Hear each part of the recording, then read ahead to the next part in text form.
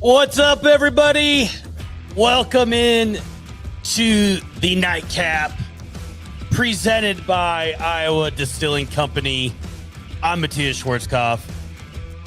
With me is Levi Stevenson. No Dylan tonight. He's off showing his house, trying to get rid of that sucker, sell, move on. With his Presumably life. to a different house. On the streets. Dylan is homeless. Dylan just moving back to the streets. The CT finally got him. Yeah, from dust to dust. Yep. The brain is no longer there. I don't know why I just canceled that music out, but hey. Yeah, you just shut it off. Cool. It's gone. Yeah. Excellent production value. We are not producers here. We are just people who talk. Sativa Goat says, "What's up? What up? What's up? Anybody go see Scary Movie? Have you seen that? Is there a new one? The new one? Oh, yeah. Oh, no. Nope. I've not seen it. One I think I've seen the first one, and that is it. He said, "What's up?" and just made me think of Scary Movie randomly. Did you do like the old Budweiser, what's up thing? Yeah. They did? Awesome. Great. Yeah. They always do that, I think, in all That was that was a truly iconic piece. That was an iconic moment in pop culture. That and then the Chili's Baby Back Ribs, the Chili's Baby Back Ribs song. Yep. You know what I'm talking My about? baby back, I want my baby back, baby back, baby back, baby back. Chili's Baby Back Ribs. All right. Wednesday Night Shotgun from Jackson wants on Wednesday Night Shotgun. Brother, easy. Easy. We got some things loaded up here today, you know. Yeah.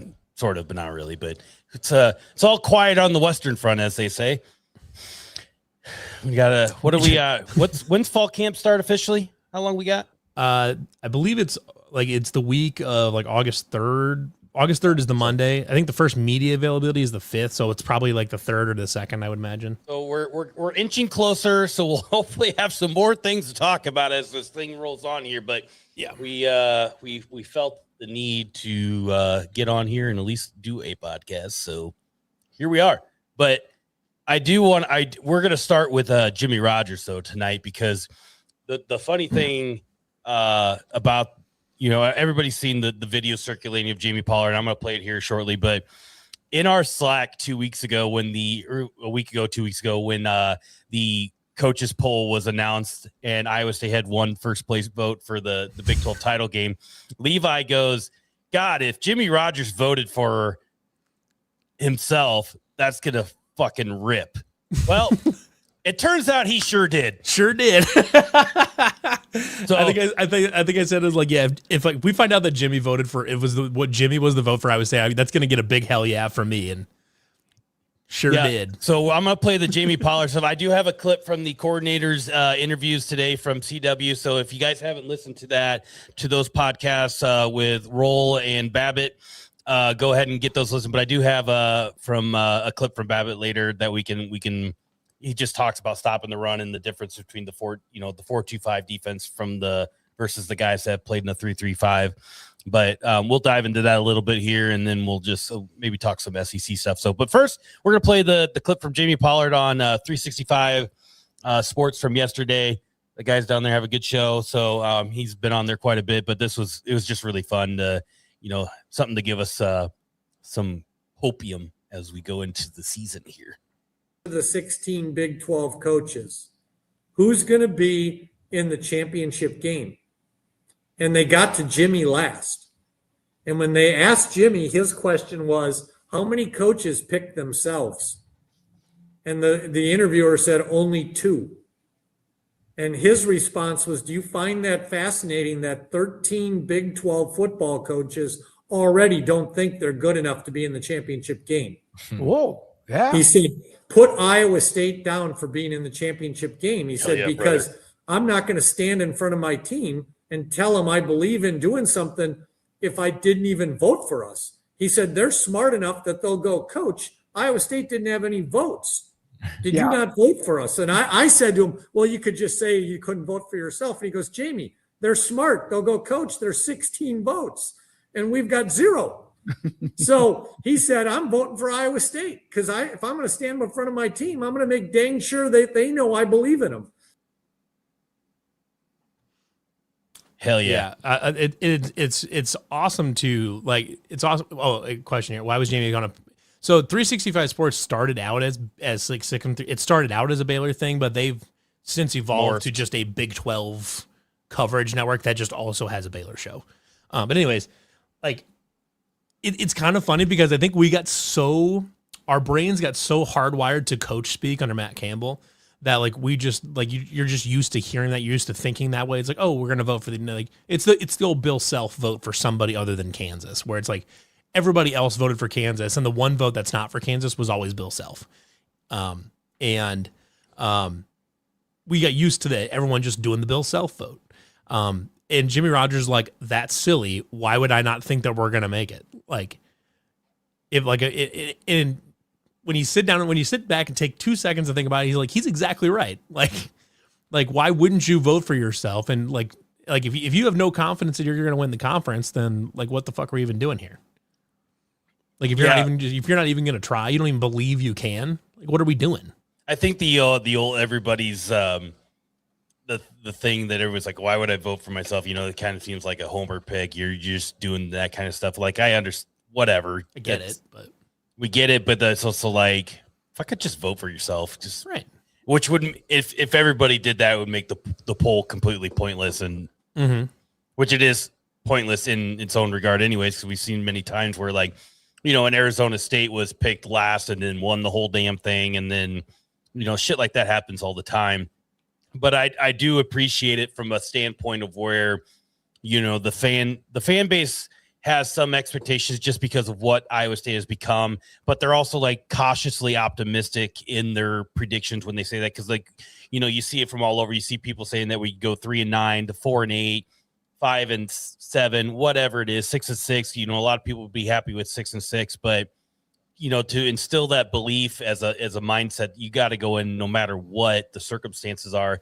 And, you know, that's also still coach speak. Like, yeah, we want to win the Big 12 title every year, but if you're not going to believe in it from the get go, it's never going to be one of those things that materialize just because you don't believe in it to begin with. So yeah, it was a little bit refreshing on my end. Obviously, you know, Matt Campbell never really said like all the time that his goal was to win a Big 12 title. It was always like, we want to be the best version of ourselves. And like in his own way, he was saying like, yeah, that's like, the best version of ourselves would ultimately win the Big 12. He didn't say it, but it was just like refreshing, like to not hear the whole, like, we want to be the best version of ourselves, but like, fuck it. We're just going to go win the conference. We're going to go win the whole damn thing. Like that's it is kind of jarring, honestly, to have this coaching staff that literally just says what they're thinking all the time versus just kind of always dancing around and trying to like give the political answer and be like, oh, we really respect these guys. Like, it's like, fuck them. We're going to beat them. Like, who gives a shit about being the best we can be, whatever. Just go win the games. It's like, I love that change of tone because I think Iowa State's in a particular position right now too, with just how things are. You gotta kind of have that cocky confidence. Yeah. Fiery attitude to instill some confidence from the fan base. This isn't like, we're no longer in the era of college football where you can like build, you can have like, you know, 5-year culture builds and stuff like that. Matt Campbell was able to get away with. That's not a thing that you can do in this era anymore. So like F, and we're going to go out and we're just going to do it. And we're going to give it our best shot. And we think we can do it. Like, we think we put together a good roster and all. Like, I really appreciate it. Like that to me is the type of dialogue. That's the type of commentary that you want to hear from a coaching staff when you're Iowa State right now. And the world is telling you that you're going to be bad. You're going to have a bad season. You're going to do all this because the roster's new and there's all these new players or whatever. And they're saying like, I mean, yeah, they're all new to here, but like, this isn't their first time playing football. Like they've all played football before. They know we're like, all we gotta do is coach them. Like that's the thing. And it's not like taking a bunch of transfers and having a good team is unprecedented. Like people have done it. It's hard, but like it can be done. Iowa State kind of pioneered the art of throwing together a team of transfers and, you know, having a good season, kind of invented that. Yeah, and I think I said it a couple weeks ago that the whole Like this is either it's going to go two ways. It's going to be either Iowa State is exactly what everybody thought they would be this season, you know, with all the transfers, or it's going to be one of the best stories in college football just based on the circumstances. So it's an all-win situation for the most part. Like as far as like perception of the team goes, it's either is like it's mostly win. Like the loss would be like we're actually kind of worse than they thought. We're somehow worse than people kind of thought that we were going to be, or we struggled more. It took us longer to figure it out, type of thing. But like even if you're 5-7 and things are just pointed the right direction, like and you're clearly just playing better at the end of the season, like it's a win. That's good enough. That's plenty fine. If you're 3-9 and look like absolute dog water, then that might be a little bit of an issue. It's but a little, still not the end of the world. But. No, it's still at that point. You're still like, well, it was still a massively new team, and you know, then you're saying, okay, now we need to see improvement in year two. Like we have to see improvement in year two, type of thing. But, like I mean, it's hard to push back a little bit from the national narrative perspective as far as like. That the Iowa State is automatically bad because they have a whole bunch of new coaching staff and a whole bunch of new players on the roster. It's like, well, last time they switched coaches, they had a brand new coach coached at Toledo for a few years, but it's not like he was like a seasoned vet or anything like that. Right. They hired Matt Campbell when he was 34. Yep. Like, and he didn't have a brand new roster, but he had a bad roster. like he took over a bad team. Yep. And you know, Jimmy Rogers has a chance to do his thing. He's got a lot more resources than Campbell did when he started.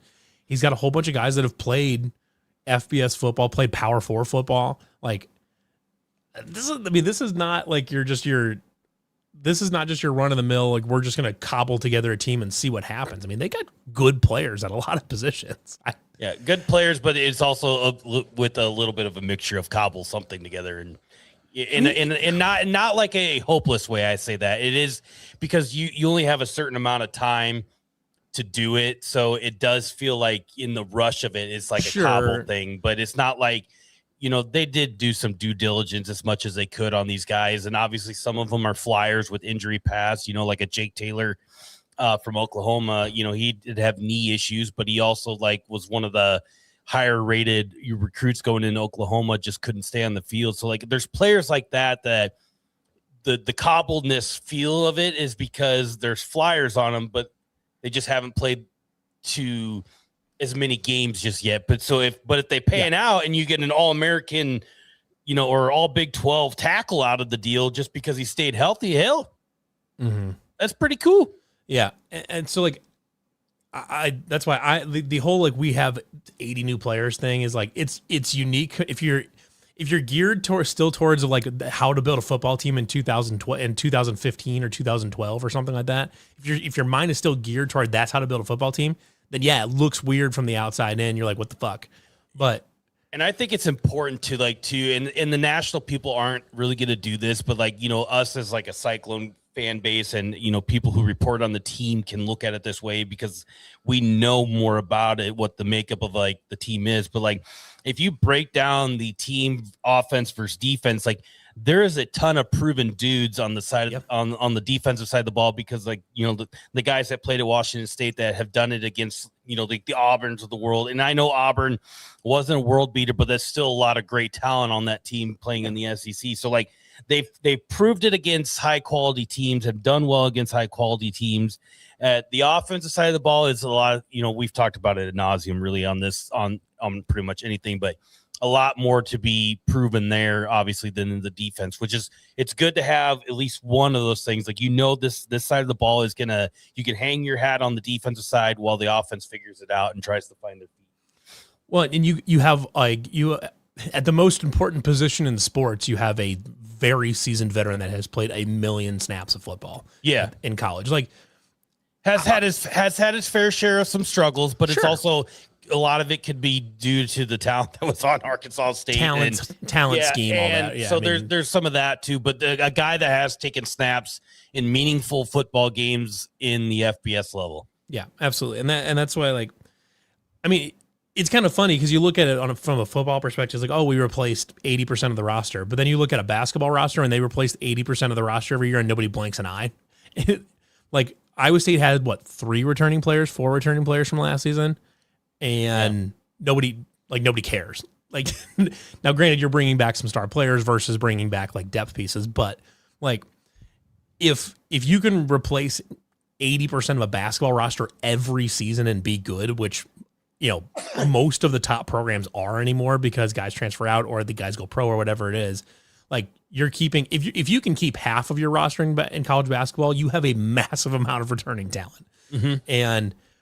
But nobody blinks an eye at that because it's so just small. It's so small, and like, and hitting on one good basketball transfer is like hitting on 5 good football transfers, but like it can be done. Like it's not, it's been proven in multiple sports now that you can take a team of transfers, and as long as you do a good job of finding guys that fit your system, fit you, what you want to do, and fit the culture that you want to have inside your program, it can work. Like, I mean, catching a football here isn't any different than catching a football at Tulane. You know, throwing a pass here isn't any different than throwing a pass in Jonesboro. Like, it's all the same. It's the same game, same field, same field, same width. Like, it's just. That's why I think it's important to dissect. I mean, the national, like I said, the national media will never do it that way because they're just going to look as a total as a whole. But it's important for us to like realize that when we're going into this season, like the defense will be exactly, you know, we've always said, you know, with Heacock as a coordinator and stuff like that, it was like, okay, we know the defense will be solid no matter what. And, you know, going into this year, I think we can still feel that way with still a few questions, just because there are some, you know, like the corner spots maybe aren't as, you feel good about one, you're not sure about the second one. Yeah, you feel good about the upside about, well, one for really, Coffee. But then Coffee, but then like Nagoye, like who knows? Is it Keon Washington? Is it Benny? Is it, you know, the defensive line, the linebackers I feel really good about. The safeties, you know, you can get away with some maybe less than stellar guys there initially in year one, just because your front 7 plays really well, or well, now I guess it'd be a front 6, but you know, so there's some questions still to be answered there, but you know, for the most part, you got an all Big 12 caliber defensive lineman. You got guys on the linebacking core that could be all Big 12 caliber there as well, and they have played really well at high levels, move fast, side to side, all that good stuff. So let the other pieces fall into place, and then hopefully the offense clicks faster than what we all kind of really assume it will do. Well, and then you also have special teams power a little bit. You got an ace in the hole there with Kyle Conradi that if your offense does stall out, you can kick a 57-yard field goal and walk away from it and still get some points on the board.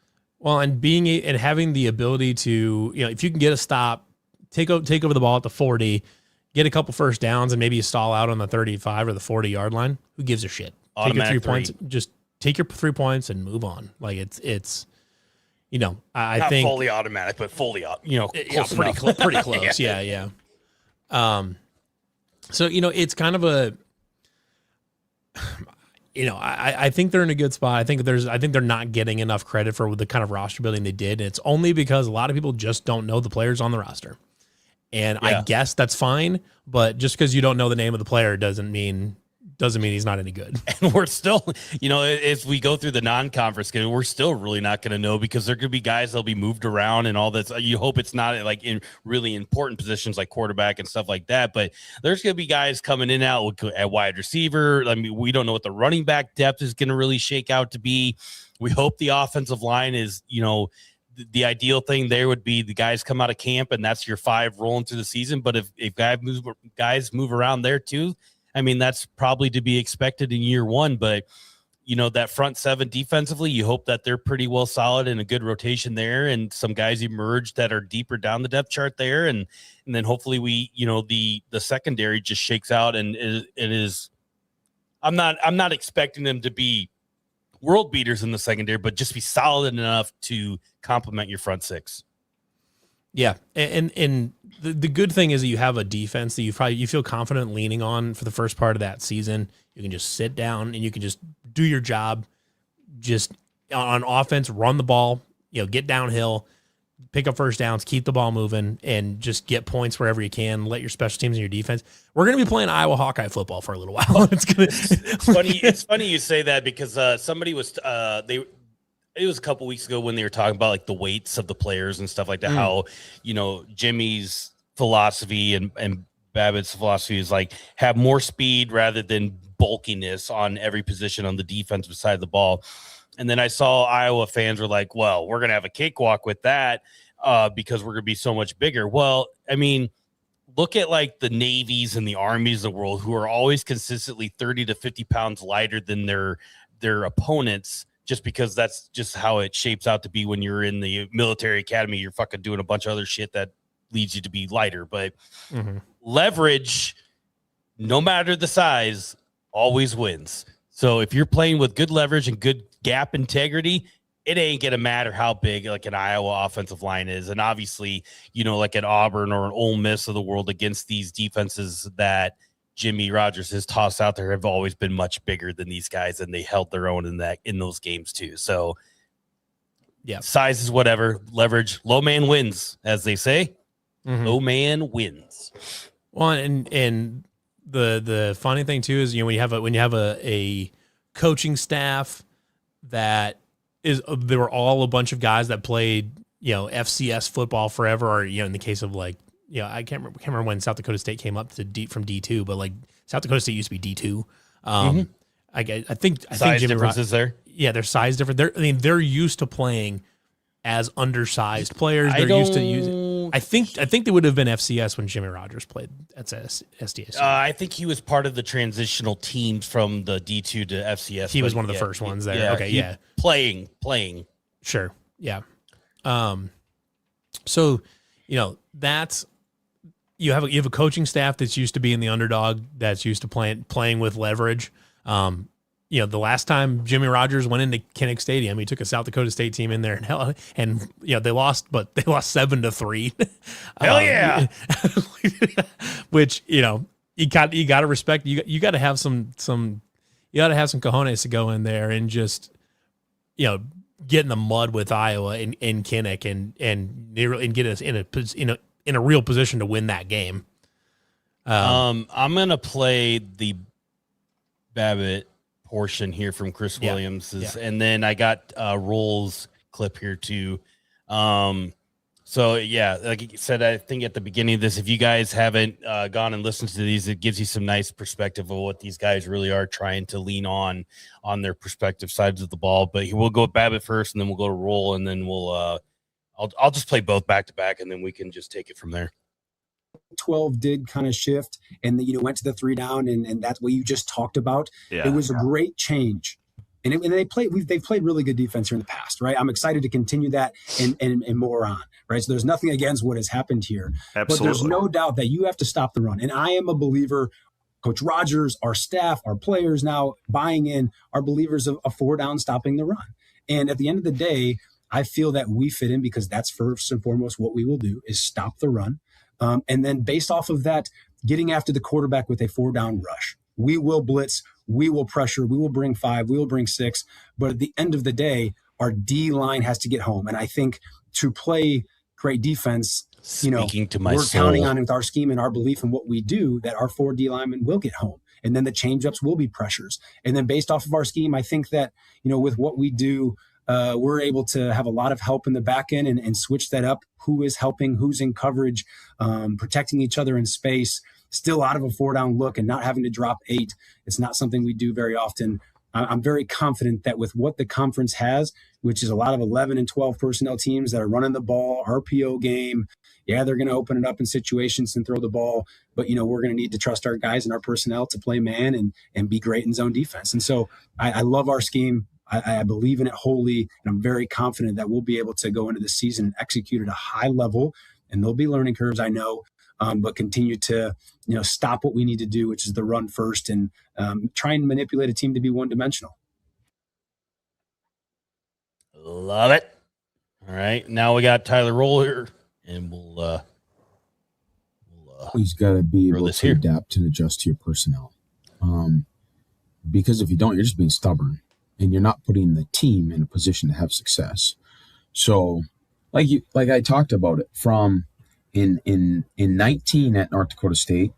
I mean, we had 4 offensive linemen that were drafted just on that team, and 2 tight ends that were in the NFL, a fullback that's still playing, quarterback that was the number 3 pick overall, receiver that is with the Packers, and Christian Watson. Like, we had an unbelievable unit, and how you maximized that offense was different than how we maximized the offense in 23. Quarterback that was drafted and played at a really high level, but very efficient, could get the ball out, process really fast. And so you're always adapting, adjusting to who you have.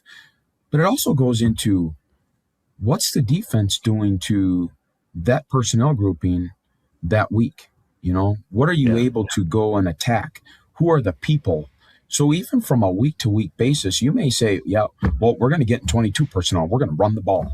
Well, some weeks that's going to be much, much more of a challenge. And you may want to err on getting to maybe 10 personnel, maybe 11 personnel more. So you always have to be able to adapt to your personnel, but maybe what you're getting out of certain things going into a game plan as well. Yeah. I really do think, I know he's saying that being adaptable, doing multiple personnel sets and things like that. I really do think that first 3 games, they're going to come out with multiple tight ends and just slam it down somebody's ass. We're going to see we're going to see a heavy dose of that Maryland eye, some power, some strong eyes type stuff. And I'm good with it. I'm cool with whatever. But you watch, you can see, it was immediate to see, in 2024, because 2024 was the first time we saw him bust out the Maryland eye. It was the first time we saw him, they had a little wing T formation in there. It's kind of weird. That was the first time we'd seen that. And it was I wonder why we saw that. Tyler Roll. That was his first season in the, or was it first or second season in the program or something like that. And it's exciting. Yeah, I love that power running, the interior power running team getting vertical. I do think they're going to be some of the people that ultimately, obviously, when Heacock and Campbell switched to the 3-3-5 defense, the NFL added to it, and then other teams started doing it and things like that. And now you start to see the McVay tree, the Shanahan tree, the Dan Campbell tree, starting to go into this 12, 13, 14, whatever personnel with 4 tight ends on the field at the same time and just edging out run plays like no other. And I think Tyler Roll is going to bring that to Iowa State, where you're going to start to see and I, even with or without him, you're going to see that come into the way that the college game is being played, just because the NFL has shifted so much to that. And you see guys this past NFL draft get, that maybe weren't really good pass catching tight ends, but these are guys that caught the ball when it was thrown to them, but they would also destroy you in the run blocking game no matter what. There's guys going in 3rd, 4th round that should never have gone there in previous years, but they're going there because they want to go 13 personnel, and stuff like that. So I think this Iowa State team this year, especially with the unknowns at wide receiver and really what maybe the pass game or the pass blocking might be, you're going to see a heavy dose of tight end, and some more tight end. Yeah. Well, what I like too about how they're adopting a pro style offense here too is that it's going to prepare guys at all, really on both sides of the ball a lot better for the pros. Because I know in general, Iowa State's linebackers have not always gotten a good shot in the pros because they're playing in the 3-3 stack, which is kind of a weird scheme. They're always too big. They're they're going in way too heavy.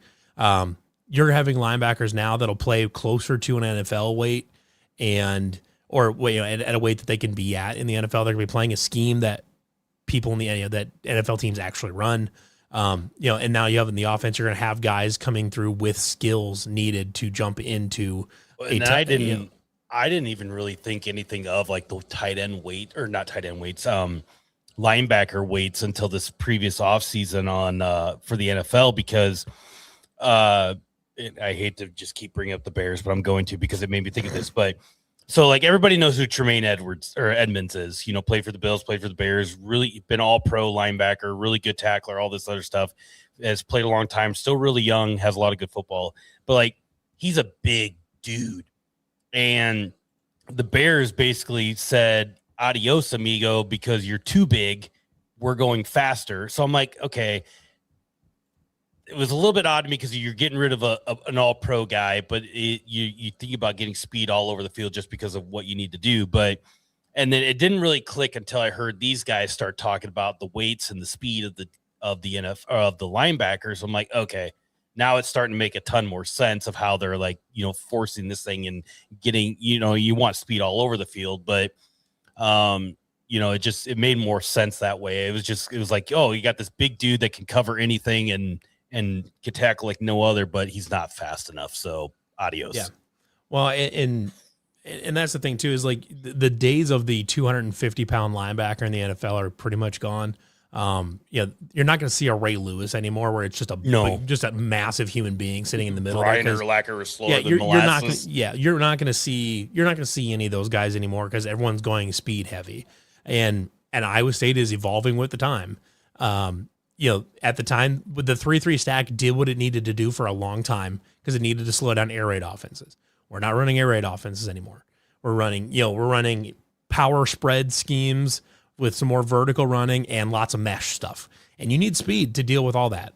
And, this will help Iowa State adapt to this defensive scheme will help Iowa State adapt to offenses getting run against it. And also it'll make Iowa State's players more NFL ready, more likely to get drafted and put people in the league. It's just so funny how like the game of football like morphs every like 3-4 years. Like, the NFL went from like, oh, we're going to pass all the time. Now the running backs are making a big jump back up in the game, getting paid, getting drafted in the first round, all this and everything. Like everybody said 5 years ago, the running back group was dead. And now everyone tried to moneyball the running back position out of football. And now we got Jeremiah Love getting drafted to the Cardinals in the 3rd overall pick just because, turns out running backs still valuable. Are important. Turns out running backs are important. Yeah. Running backs are still people. Funny how that works.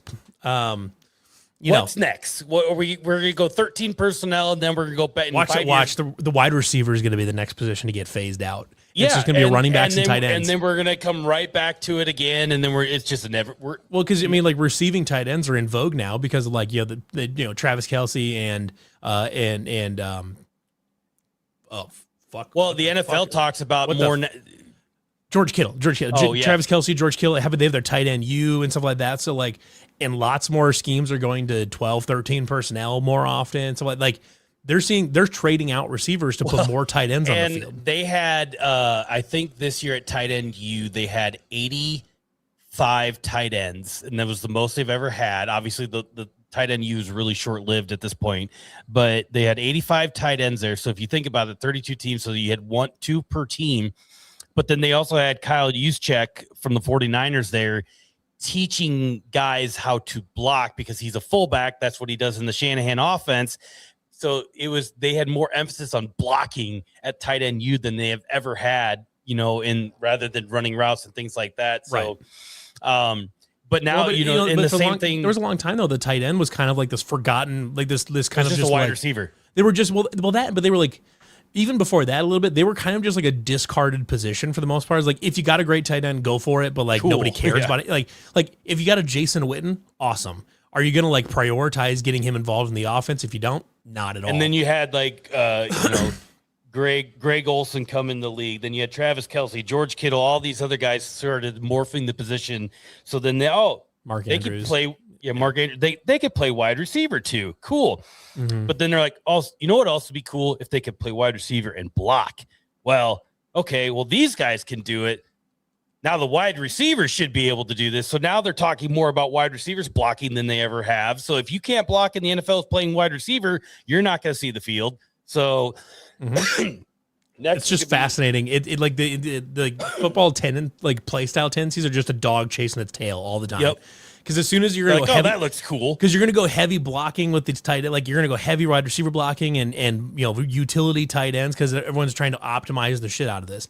And then at some point, someone will find the counter punch to that, and then they'll go to that, and then it's a series of a feedback loop of counter punches chasing each other around. It's really funny though. Like you can take those the cat chasing the tail, but the one who's always starting to chase it always somehow leads back to Sean McVay. because he was the guy that kind of started the whole like throwing it around, using tight ends, all this other stuff. And now he's the one that shifted into the 12-13 personnel. He's the one they use it the most in the NFL last year. So now everybody, well, Sean McVay's doing it, so we should. And so what's next? What's Sean McVay going to adapt to next? Because somebody had it on Twitter. This was a couple months ago, but everything pointed back to Sean McVay. Mm-hmm. It was just kind of fascinating. There's a good comment here.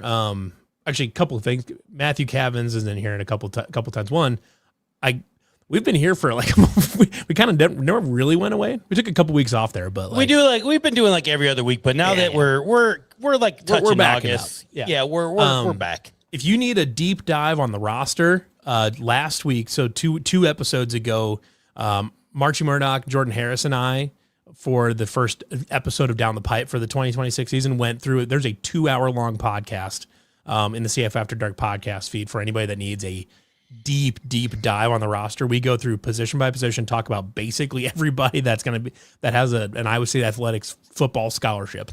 Talked about pretty much everybody. And then this past week we started our schedule preview. So we talked the first 3 games of the season. So SEMO, Iowa, and Bowling Green. And then the third comment, do you guys think we might be in more shootouts with the 4-down defense and less help with the pass, or will stopping the run and then playing heavy pass defense? My dog is apparently trying to move around on the couch under the blanket. Shootouts, hilarious. No, because we're going to be trying to stop that from happening. Okay, so there's a misnomer here that like because you're going to 4-down instead of 3-down that you have less help with the pass. You got to remember. Essentially have more pass rush. Yeah, you're going to have more pass rush. You have the same amount of defensive backs. There's still 5 defensive backs, still 3 safeties, still 2 corners. That's still that has not changed. The only difference is that you have 2 linebackers instead of 3. And now, instead of dropping 8 every time and just trying to wait it out on coverage and hope that a pass rush gets there, but they probably won't, now you can generate a pass rush and you can cover pretty much you can cover basically as well as you could before, but you can do it for about 3 seconds less per play. And when you can cover half the amount of time per play, your pass defense gets way better, even with fewer people actually in coverage. So much the same way that the 3-3-5 was not weak against the run as this weird narrative out there. It wasn't. It was not weak against the run. You're just filling the gaps differently. You're just doing it differently. With this 4-2-5, it is not. You do not have less help in pass defense. It is different, and you are getting help via speeding the play up with an extra pass rusher and not having to cover downfield as long. So, yeah. So you're not like wrong. It's more just like, and you if it's you a look misconception. You look at like essentially like NFL defenses that play 4-down fronts too. Like you can look a lot of the times that they are using a nickel as like an added linebacker to do whatever, which is essentially probably what Iowa State will do in some capacity. But in a lot of base NFL defenses with the 4-down fronts, you'll see a lot of time there's only 2 linebackers on the field. Yeah. And, well, yeah. The way that I think they will probably do this, they'll have 2 like linebackers on the field. It'd be like Schlimgen and X-Line or Montrez Smith, or they'll have a few guys they'll rotate in and out. Carson Willick. They'll also have, I don't know what the terminology is. We'll find out what the terminology for is. Like on the last roster was a star position, which was that third safety that kind of roams in and out. It's kind of a hybrid. In this one, they might just call it the nickel or something like that, which is basically just it's the third safety, but also can come a step up and be a third linebacker. And that's why I think you will see Willie Breland start at that spot, because he played safety in JUCO and they have moved him up to linebacker in this system. And I've said it on a few different podcasts time. I'm a big believer that Willie Breland will be the unsung hero of this defense, because he's just the guy that's going to go around and just do stuff and make stuff happen. But that I like those guys. I love those guys. Just do things. They just do stuff. Similar to like Greg Eisworth, Bo Freeler, those guys that just you should yes. watch the Ole Miss. Watch the Ole Miss. Put on some slow jazz, light some candles, throw on the Washington Ole Miss game from last year, and just watch the defense. Watch in silence. Yeah, watch. I wouldn't watch with your romantic partner. They might get jealous, but it's a good time. But Jesse Bobbitt did mention in that, like he brought it up, that it was good that what they did, but they weren't they weren't satisfied with it at the end of the day. Like they're like, it's great that they did as good as they did, but they should have won that game. And really they should have. But anyways, Carter had asked a question earlier, who we thought our big transfer was, our favorite transfer on the team. Let's rule out Jalen Rader and Bobby Terrell, because those are the two obvious picks on either side of the ball. Who's your, like, if you had to pick, like, just your guy, who's your guy? Anybody who's a mauler on the offensive line. I would say what's big boy from I'm already forgetting his name. King Masai King from Akron. King. Yep. I'm with it. I'm also kind of hoping, like, just by watching some of Taylor's film in Oklahoma when he did play, like, I'm hoping he's healthy enough, because, like, he's got long legs, long arms. He's just got the frame to play tackle at the NFL level. Like that, his size is something I don't think we've had other than our previous years with our fellow our 6'9" fellow. God, he's been gone too, and I already forgot his name, but from Jefferson. From Jefferson. Yeah. What the hell was his name? From Sean Foster. Yes. No. Nope. He was starting tackle last year. Starting right tackle? Yep. Was that Sean Foster? Nope. God damn it. What is his name? I'm trying to remember now. No, you guys. You guys are all wrong. It's not. It's Tyler Miller. Tyler Miller. Yes, Tyler Miller. There we go. Jalen Travis, pretty good size too. He definitely, obviously, has the size to play in the NFL. He's on the Colts now, but yeah. James Neal. Don't even get James Neal started. Oh, I'm getting some news coming in. We may have a breaking story here. We are getting word of a situation developing in Pennsylvania, maybe a hostage situation. We got some pictures live. We got a picture live from the AP so far. Let's pull that. We got that feed? Yeah, it looks like we've got a hostage situation here. There's an unusually tan man sitting here in what appears to be a restaurant. I believe it's in State College, Pennsylvania. It appears to be taken hostage. Word from authorities is that the two suspects are two men named Goon and Ironhead. And Ironhead have taken. Levi, hold on here. We got a breakaway. We got live footage of a. We've got live footage. Live footage of a chase being had on here. It's a police chase. Oh my gosh. Oh my god. Oh my god. Where is he? Where'd he go? Where's he at? Is he going through under the underpass? There he is. You can see he's heading. They're making a break for right it now. Northbound, 100 mile per hour. They're speeding. They're going way too fast. But I mean, this was a food desert. There'd be far fewer cars there. This is unfortunate. This is a breaking situation. We will keep our eyes on this. We'll keep updating the folks as we get going forward. But there does appear to be a hostage situation breaking out in rural Pennsylvania. Like I said, we have more police involvement here. Campbell appears to be on the move again. Campbell is on the move. Will this guy ever stop changing jobs? It's just we'll keep an eye on this as we get going. We'll bring this up. Sure. Like I said, here's a photo of the apparent suspects here. Like I said, an unusually tan man in the middle, and Goon and Ironhead. I have no idea which one is which. I can only assume. I just got somebody in my ear saying that these guys may be working with a gentleman called Cyclone Larry. Oh, well. These are just rumors at this point. There you have I can't confirm it. There you have it. We will be keeping everybody updated as we move through the night. But yes, again, just remember, unusually tan man being held hostage in Hershey, Pennsylvania. Yeah. So we will keep you updated as we hear more from that. So, I think this is important to note that Levi and I are live from Quaker Steak and Lube in Hershey, Pennsylvania. Yeah, definitely a lot of lube here. Anyway, so let's move on to the next part of the. Okay, another comment I was trying to look at. I found a comment earlier that I liked, or I wanted to talk about. Oh, who's going to be behind Breland at that star? We'll call him the star nickel spot right now. I think that feels like a good spot for.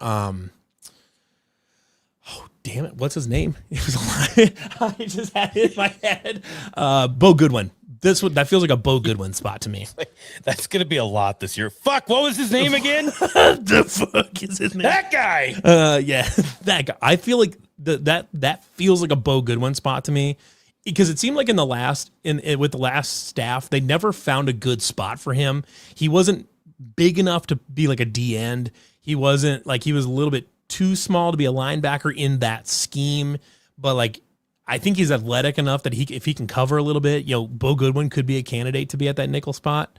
But really, in general, most of these linebackers are probably quick enough that they could be in the nickel spot, and you could just run like a 4-3.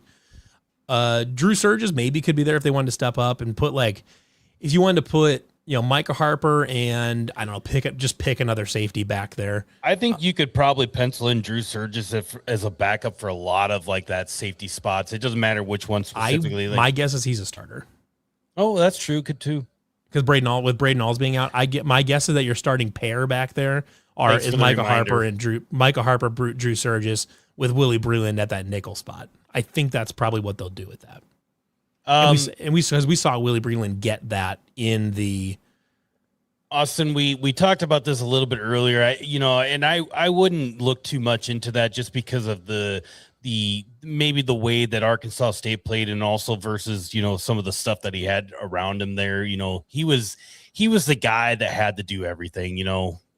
And just was going to make it plays. Now, obviously, you play quarterback. Some of those picks are on you and things like that, but some of it's just trying to go out and make a play for your team too. So I wouldn't look too much into it now, but if it does become a problem into, in the middle of the season, then we can maybe have that conversation. But there's also, you might be able to say the same thing for this year with this way this offense may trend. So. And when you're running, I'm willing to take the risk on him, even with the interception that he's had. Well, yeah, even if he throws, he's not going to throw any worse picks than Rocco did a couple years ago.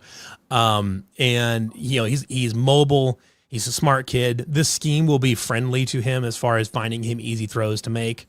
And because it's going to be built off of running the ball well, and then working off a play action or not being predictable in the pass game. Now, and part of it too is underneath stuff in the flat where you can get the ball to Amari Hayes and let him work. Let him work. I mean, it's just the one thing that the NFL does really well, which we keep talking about the NFL, but it does bleed into both college to NFL to college. Getting guys in open spaces, not rather than winning one-on-one matchups and things like that, just because of zone coverages, blah blah blah. But get them short yardage passes, let them get the yards after the catch, and just go. And that's what I hope. Because we do have some guys that have some speed. Overby's fast. Hayes is fast. It just Cody Jackson. Yeah, Cody Jackson. Yeah, he's really fast. So you got these guys that just can roll. And just get them the ball in open space. It doesn't have to be a 15-yard pass every time. Get it 5 yards, get to 10, Yeah. So don't let him force balls deep. Just let the game come to him. And then if there is an open shot, take it. But otherwise, just play a Brock Purdy game, take the underneath stuff, and NFL version Brock Purdy game with Shanahan offense, which is kind of what we're going to run anyway. Yeah, but Brock throws downfield more than people think he does with the Niners. They all do in that style. Okay, this is a stunning development here. Breaking news: Matthias is anti-Brock Purdy. I am not. Thinks he's a check down artist. Yeah, Matthias thinks that Brock Purdy is a check down artist. This is breaking news. Dude. Matthias actually might hate the Cyclones. We're going to find out later. Stafford, in some cases, is a check down artist too. Big time. Yeah, Matt Stafford is a check down. I mean, it's just the way those offenses are built, though. It's not. It's not his fault. And especially as he's gotten older, Matt Stafford has become more of a check down guy. Matt Stafford is literally what I just explained, though, because he's the guy that takes the underneath stuff, and then the defense is suck in because he's throwing 5 yards, and then boom, over the top to Puka. It's. Mm-hmm. It's there. Yeah. Yeah. Totally agree. Yeah. I did see another comment too that somebody said that Alan Lazard was one of the first wide receivers to make his name on blocking. But if you look, Where did Matt LaFleur come from? Him and Sean McVay came from the same thing. All roads lead back to Sean McVay. Mm-hmm. Which is funny that like his coaching tree is so wide because he's not that old. Yeah, he's still a baby. He's like, is he even 50 yet? I think he's still in his 40s. Like, no, yeah.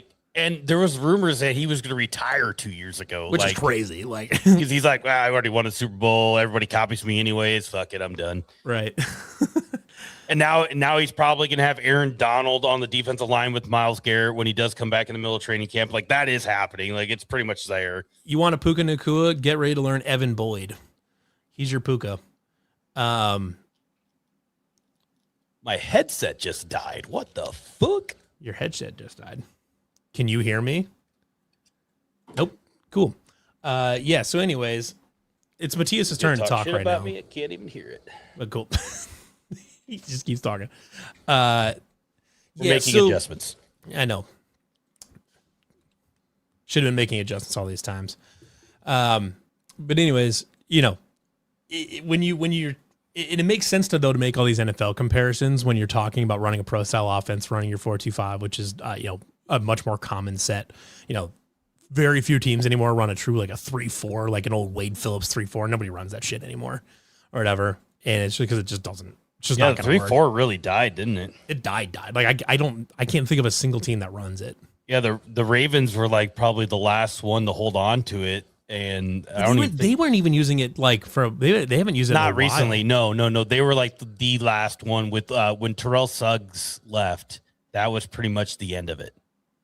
But were they even running a 3-4 though? Because like that Tampa 2 didn't come out of a 3-4 though. With Suggs, they did. They ran a 3-4. Yeah. Okay. But and that's why they traded for the linebackers they have now. But then they completely went away with it. So it's been 5 years or more. I mean, like the 3-4 died with COVID, basically. Yeah. Yeah. So it's kind of interesting now, but like, you know, I would say it's running pretty much what NFL teams run, with probably with some A-gap power bullshit that Tyler Roll is mixing in from his North Dakota State days. But other than that, like you're gonna have a team full of guys that play with pro style concepts, and will be more pro ready than they were if they were running some other gimmick is not the right word for it, because the 3-3-5 was a very good defense for a very long time. But you know, this scheme right now will have started players. As a gimmick, and then it wasn't. It did, honestly. It did start as a gimmick and just became a really good one. What existing team comp would you compare? I would say it's defense to in college. Ooh, that's a tough one. Well, I mean, a lot in some ways. There's a lot. I mean, you gotta remember that the 4-3 defense is like the most like common defense ever played in the history of football. 4-3, you know. I mean that scheme goes back half a century basically, and a version of a 4-3 or a 4-2-5. 4-2-5 where you trade out a linebacker for a corner was really pioneered by Gary Patterson. It was Gary Patterson with TCU. Utah ran a 4-2-5 with Whittingham. Maybe not last year, but in the past they have. Yeah. And then obviously, you said TCU already with Patterson. Specifically a 4-2-5, I'm trying to think. I mean, what's funny though is if you go back and watch South Dakota State, they ran 4-2-5. If you go back and watch Mount Union in the mid 2000s, you know what they ran? 4-2-5, 4-3, 4-2-5. Ole Miss runs a 4-2-5. Yep. It's a pretty common defense anymore. Because like I said, with the game trending towards speed, 4-2-5 is a speed defense. And you know, that's where I would say it's going. There's a lot of other teams that are starting to adopt it. Iowa plays they play a traditional 4-3, so it's kind of it's kind of a Jekyll and Hyde in the same shell, basically, where Iowa is a very they sit down in a base 4-3 and they don't do much of anything. They just kind of sit back. You meant size and speed? I couldn't. Oh, size and speed. Oh, that's I mean, Ole Miss. Ole Miss is a good comp, actually, personnel wise, just in terms of size and speed. I do look like an old sea captain when I you kind of do. like Popeye the Sailor Man. Yeah, well, I mean, there's other sailors in history, but he's not the only one. Like other people can pilot boats. Are you sure? What impression was that supposed to be? I don't know. I I don't know, Jim. Yeah, the larger thesis of everything that we've talked about so far is that we're going to play a lot of Iowa football this season, and you're just gonna be fine with it. And we're just gonna take it, okay? We're just gonna be fine with it. Speaking of taking it, we should say thank you to our sponsors down in Cumming, Iowa, with the Iowa Distilling Company. Great sponsors of ours throughout the entire, really since we've started at CF After Dark. Check out the Prairie Fire Cinnamon Whiskey, 1858 Vodka, Saints and Sinners Apple Pie. They make awesome coffee. If you can get down to the distillery down in Cumming, they're awesome. Kyle, if you can see Kyle run around down there, he's a good dude. But definitely check them out. He was up in Ames on Friday for the Jelly Roll and Post Malone concert. He was sitting up at Hy-Vee giving nuts some taste testing. Hell yeah. Yeah, so you can get their stuff at almost any Hy-Vee, like across the state. Like I can get the vodka and the apple pie and the Prairie Fire over here in deep in the bowels of Eastern Iowa. Yeah. So we got March jumping in the chat, doing his stuff. Hi, March. Yeah. Do we have anything else we were covering today? I'm trying to remember now. Well, I think we were going to talk about the SEC if you really wanted to. The SEC comments from Media Day. Sure. But it's basically just a big old slobber knock of. Well, they're peacocking right now. Yeah. Did you see Summerall today for Florida was like, well, when I grew up, there was 3 leagues. 3 leagues, the AFC, the NFC, and the SEC. Okay, bro. Like, okay. The Roger Goodell probably opened up his phone today and was like, okay. Dude. Marchie, Austin wants you to stop texting his mother. Not sure what's going on there, but good for you. Yeah, everybody does hate Lane Kiffin. The SEC right now is just they're just peacocking. They're doing this as kind of a show of strength to Congress to get Congress to back off of the SAVE Act or the SAVE Act, right? Yeah, I think that's what it's called. Whatever the Save College Sports Act or whatever I think is what it's called. Everybody else likes this, but the SEC and the Big Ten. So the SEC is basically threatening to leave the NCAA as a show of like, just be like, if you do this, we're going to take our ball and go home type of thing. To which I wish, I wish some more, like, I wish the, commissioner, whatever his name is, I wish those guys would step up and be like, then just, Phillips, just step up and just say, you know what? Like, do it. Like, here's do it. I think Jamie Pollard kind of did, but here's a scenario too. Like, okay, say they did break off, Big Ten went with them.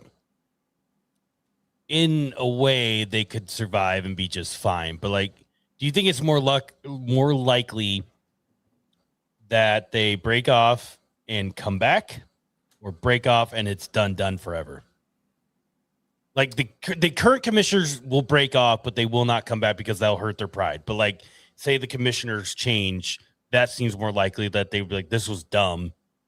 Let's mash it all back together. Or, well, there are a few more tried and true traditions in the South, leaving what was otherwise and then a good coming thing, back and then getting their butt, then finding out that was a bad idea because we're stupid and we lost. Good point. And then crawling back asking for forgiveness.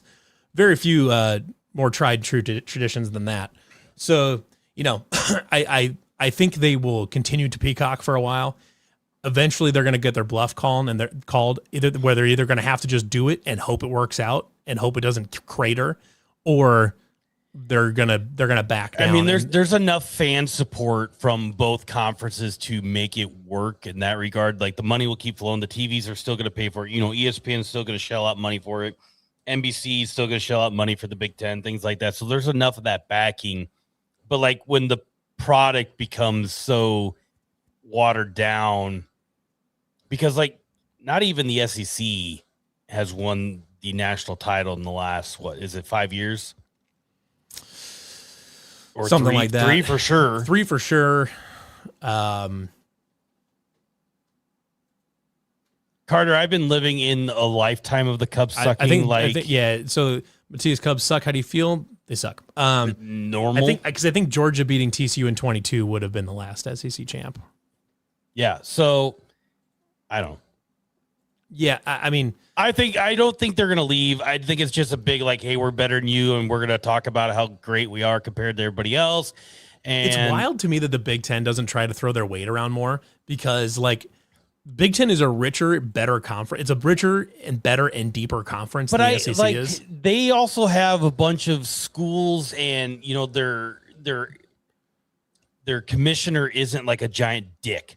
He's not as much of a shark as like Sankey. Yeah, is. he's not the guy flaunting around. Like he knows, like, yeah, if we left, like we'd probably be okay. But like at the same time, like why? So like they could go either way and be okay with it. I'm not convinced that it is, or that they even think that they would be okay if they broke away. I don't think anybody is convinced of that. And I think if the SEC was convinced that they were okay to break away, they would have done it. And that's the thing, is like you got to remember, like when they break away, maybe the first season they would get some eyeballs, but like after a while, like people they would find out pretty quickly that the rest of the country has no reason to watch the SEC as soon as they don't play anybody. Like as soon as the SEC is not playing for the same trophy as the Big 12 or the ACC or the Pac-12 or any of the G5 or whatever, none of those people will watch SEC. There's no reason to. If they are literally a different league from Iowa State, why would we ever watch the Iron Bowl? Who gives a fuck? Like, it doesn't matter.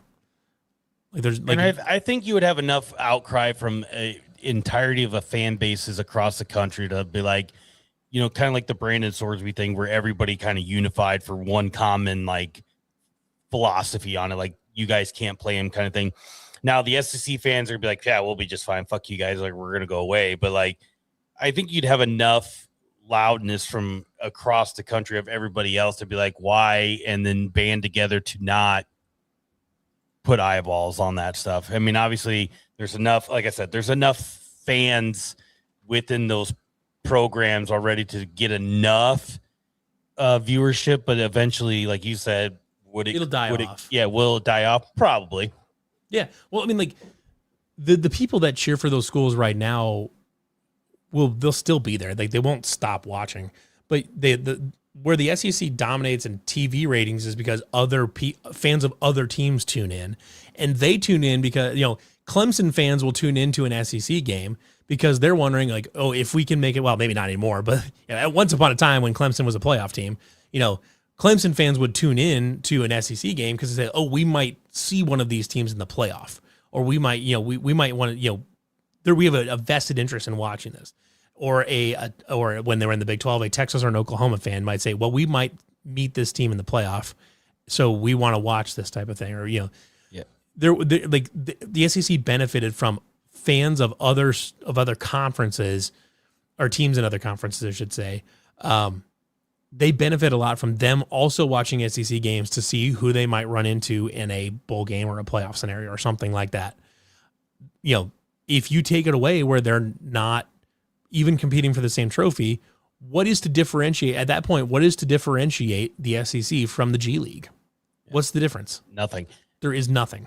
Sci-Fan, you said we need ESPN specifically, not ESPN to hold the power. But see, it doesn't just stop with ESPN.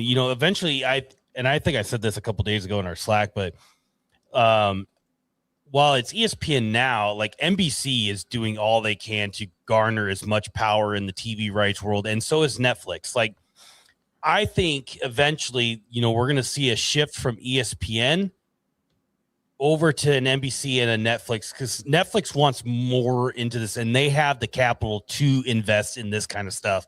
So we assume they want it in because we thought they wanted in a decade ago. Yeah, and they're obviously they put more money into Major League Baseball. They've done this, that, and everything, and they're getting boxing. They're getting, they've put money into other stuff like WWE, etc. So they want some sort of, when I throw WWE in this, I'm just saying sports or sports entertainment, whatever.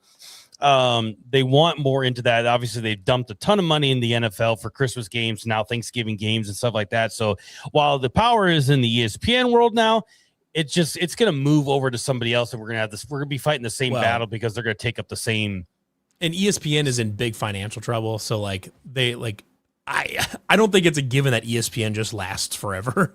Yeah, that's what I mean. That's why like NBC and Netflix are just sitting there waiting. They or would, Google, like, YouTube. YouTube eventually- could be a part of it too.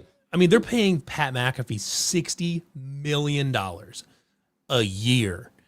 Like, I understand he gets eyeballs, but like if one day he accidentally says something bad on TV, Good night. poof, there goes Yeah. ESPN. Redbird, good point. Thousands of Amazon, people. Amazon, same thing. Like it's just not ESPN. It's just the power's going to shift to one of those people, and we're going to be fighting the same battle that we already are right now. It just because the ESPN's pulling some strings right now, it doesn't mean Amazon, Right. NBC I mean, can't do the Amazon same. could buy ESPN tomorrow if they wanted. Oh to. yeah, Like, 100%. Like they Could buy all of them. they could buy anything. So it's just a matter of motivation. Find like they're looking for value and stuff like that too. I guess you just hope that the conversations and the fairness in those conversations will do like an Amazon or Netflix or NBC. Well, are a little more spread out, but you could assume that they're probably not going. I think the best, I can't believe I'm saying this, but the best possible outcome probably is for Congress to enforce something here. Yeah. And to essentially, and probably take away some portion Power. of the antitrust exemption. And they need to enforce something here and say like this industry has gotten big enough that we need to put some guardrails in this thing. Because you're talking hundreds of billions of dollars invested in just college football. That's not even talking about college basketball and March Madness, which is billions of dollars on its own. Like, I mean, you're talking about an unbelievable amount of money being involved in college football. And, they have rules on far smaller things and far smaller industries than college football. Yep. And you're impacting, you're impacting like 18 Millions to of 20-year-old millions of people. You're impacting like kids, college age kids. You're impacting them. I mean, there are millions of people involved in this. Yeah, it goes further than just the teams and the fans. It goes to local economies. It goes to anything. That In my opinion, the best possible outcome here is that Congress steps in, creates a governing body, or like they mandate that a governing body exists, and they take away or they give some sort of immunity is not the right word, qualified immunity basically to whatever like there needs to be a governing body established that they get some sort of qualified immunity as far as some antitrust protection, as far as making sure that they just can't be sued for every little thing all the time. Give them some power, kind of like the NFL has right now. That's why the NFL has such a firm stranglehold under everything that happens with the league. Like, I mean, there's a reason like the NFL controls every little part of everything that happens. They don't let the NFL logo end up on a t-shirt unless somebody takes a look at it and says, does this align with our vision and the brand that we want to have? Now, college football doesn't need to be that, but it needs to have Something some sort similar. There needs to be some sort of power structure similar to that allows people to actually act, enforce rules, and not be sued for it all the time, be undermined by the court system. And now court systems that we know are corrupt in favor of helping certain schools. You need a commissioner to govern the whole thing, like a Roger Goodell. That is not that, and I don't even know. Maybe you take him from the NFL or something like that, but you can't have it from some current college, like a commissioner. You can't take a college commissioner, put him as that. You can't take like a Nick Saban and put him as the college football. I mean, Nick Saban, I think, would be a good guy at it, but then there's also like in the background, he's like, this guy's really pulling for the SEC, so you can't have somebody like that. Well, yes and no. I mean, he's also very, where I think he comes in though is he's very, very old school. Like he hates the portal, hates NIL. Yeah, that's why I say like you could still have him, but then in the back of your head, you're like, oh well, is he still SEC? Whatever, but.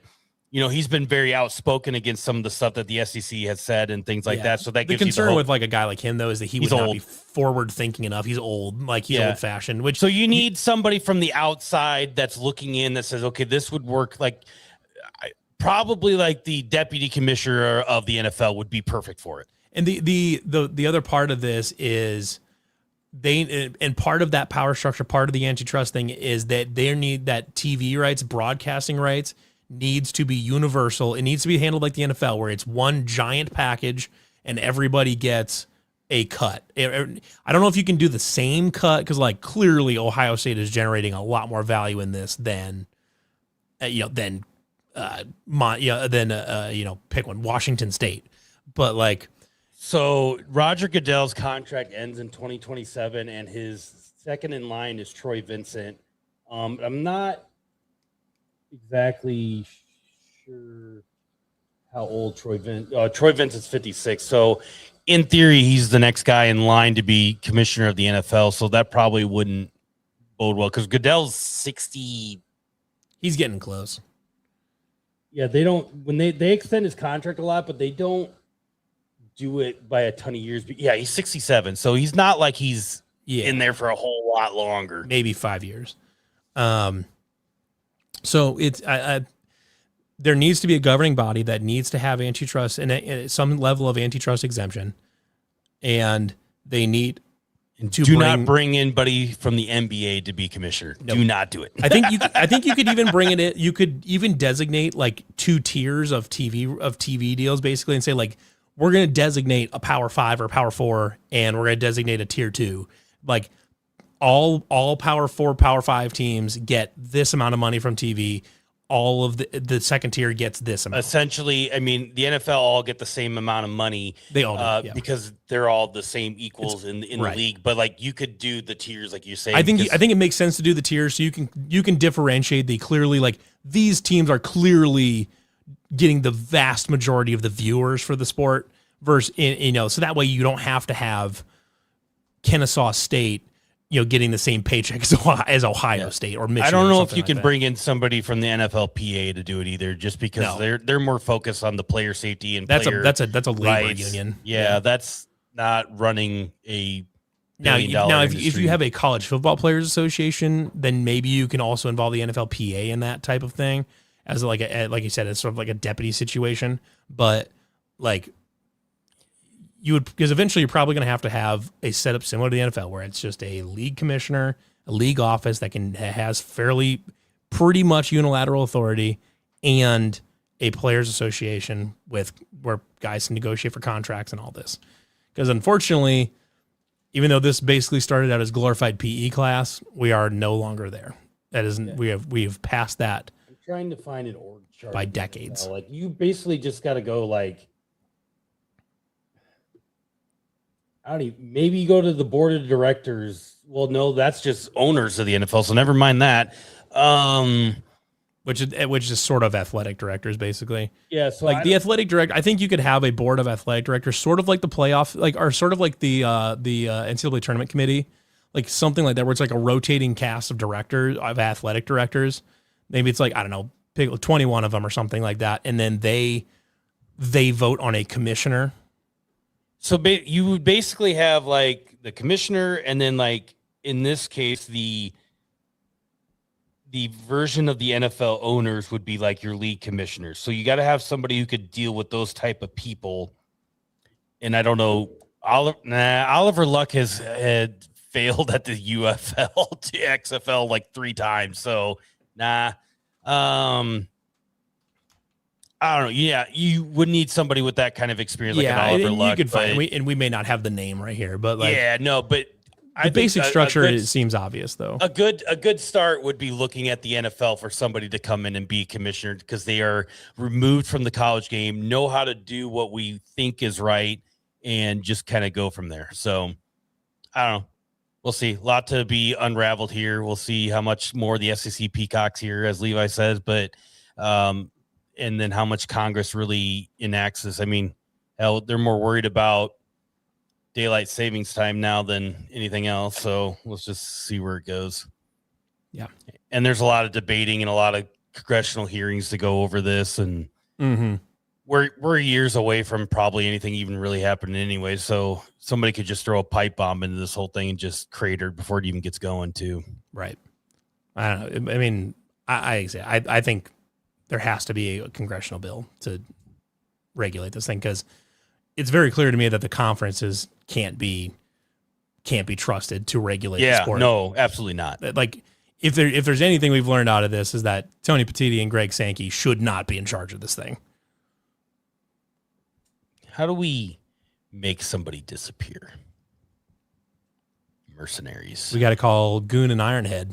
Goon and Ironhead. All right. Head down to wherever the SEC office is and take a guy out. Atlanta? I think Atlanta. Sure. Get him on a trap him at a Waffle House and get him on a podcast. Invite him up to do a podcast at Quaker Steak and Lube and talk about a few things. Better check a update of our car chase that's happening here live. Oh, shit. Wrong one. Oh, still moving. Still going.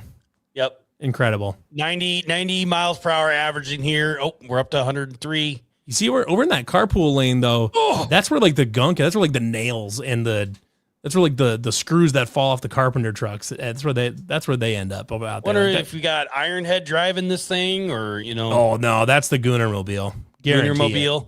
Yeah, that's the Goonermobile. That's the Goonermobile. So, yeah. Breaking news. Unusually. Oh, we just lost a mirror. Unusually, Tan Man is stuck inside this vehicle in Hershey, Pennsylvania. If you see him, yep, you could report it, I guess. It seems like someone already reported it. Yeah, we have a helicopter on scene. Do with this information as you will. Cool. All right, let's wrap it up for the night.